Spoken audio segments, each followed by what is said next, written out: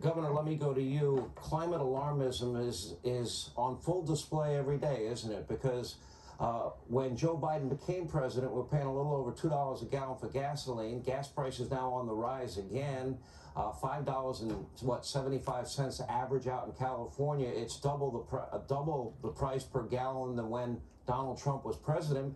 Donald Trump got us to energy independence. We were a net exporter of energy by the time he left office.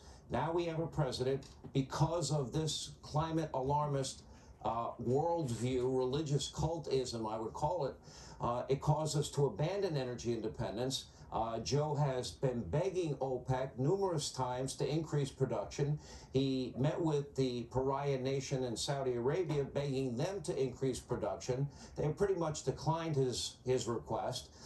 Then he's trying to make a deal with the Iranians, wanting to import Iranian oil and make the mullahs in Iran rich again. That doesn't seem too smart to me. Or going to that thug dictator, murderer in Venezuela, sending an emissary.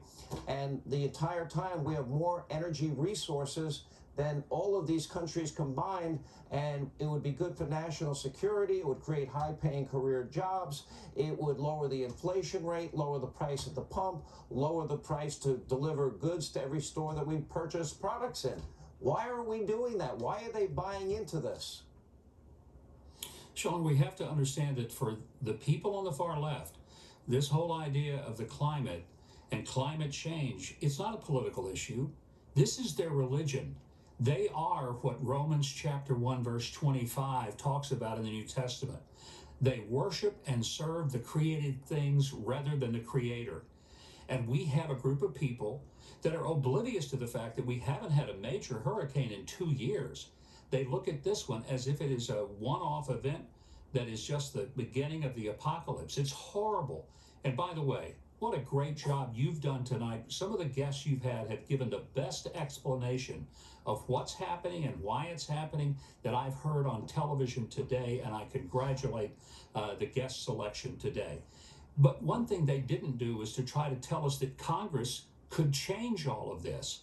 Amy Klobuchar in the U.S. Senate intimated that the passage of the Inflation Reduction Act would have a real impact on hurricanes. This is when people start worshiping that which is created rather than the Creator.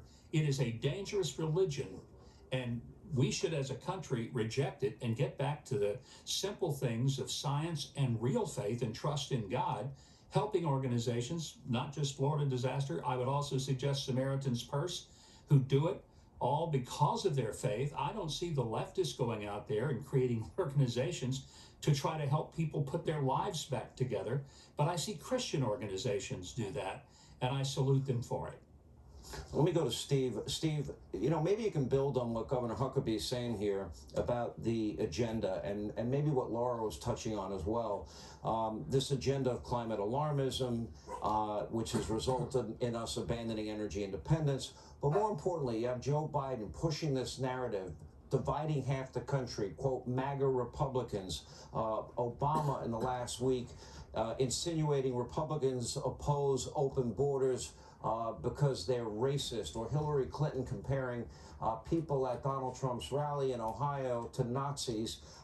Is that because they can't talk about inflation at a record high, the record high gas prices, open borders?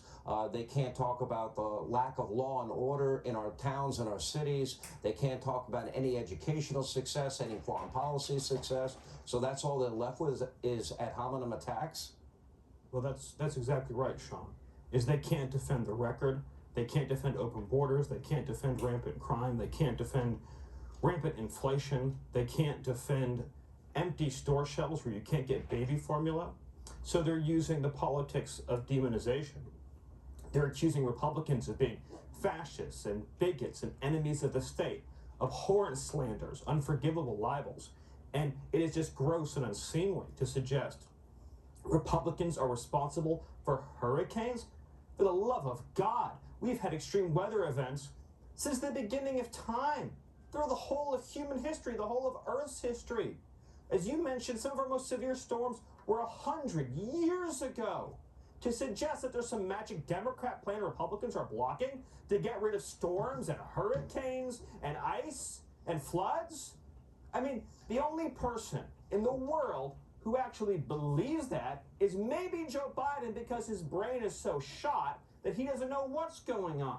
But it truly offends me as a citizen to have the president and his party suggesting that Republicans are pro-hurricane. The climate's been changing since the beginning of time, and if you really cared about the climate, what you would be doing is you would be supporting common sense energy policies that produce it clean and efficient here in the United States. All right, I got to thank you, Steve Miller. We appreciate it. Governor, also, please, our prayers to your daughter. Thank goodness she had a successful operation and she is recovered and recovering. We send our best to her. Laura, great to see you as always. We now check in with, we go to Orlando, where Fox Weather multimedia journalist Katie Byrne is standing by. Katie, Orlando's about to be front and center with the storm. It's coming in now from reports. I have friends there. They're writing me at this time. They said winds are picking up and it's about to hit. Yeah, we just heard from our Charles Watson talking about how the storm is moving northeast, and hey, that's right where we are in Orlando. I can tell you conditions have been getting worse since early this afternoon. Now we're starting to see those winds picking up. The rain has been consistently falling down, but when you've got the mixture of those two, you'll start to see debris getting tossed around on the ground, pieces of the palm trees on the roads, and you'll probably hear the wind around me. But what's interesting about Orlando is right now there's a lot of people here who came from Southwest Florida evacuating that area looking for safety here in Orlando. But what happened was yesterday those hurricane warnings actually expanded inland and decided to include Orlando. So people ended up hunkering down here, riding out the storm here as well. So the hotels are sold out in a lot of locations. People are spending what they wanted to be a vacation trip indoors because Disney parks are closed today and tomorrow. Same with Universal Studios. And in fact, Disney resorts, the guests there are being asked to shelter in place while we ride this storm out. So at this hour, we know nearly 2 million people without power right now in Florida,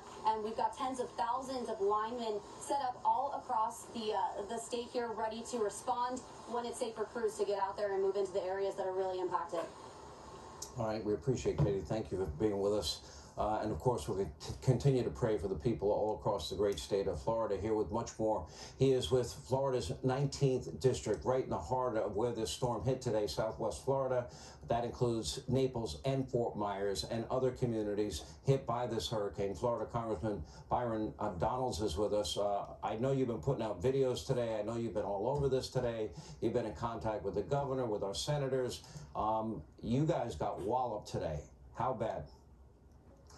It's been devastating, Sean. The storm surge has been anywhere from as little as 3 feet to as high as 16, 17 feet. Downtown Naples, Marco Island, Bonita Beach, Fort Myers Beach, Sanibel, Captiva Islands, Cape Coral, Fort Myers have all gotten major storm surge. We've never seen anything like this in Southwest Florida.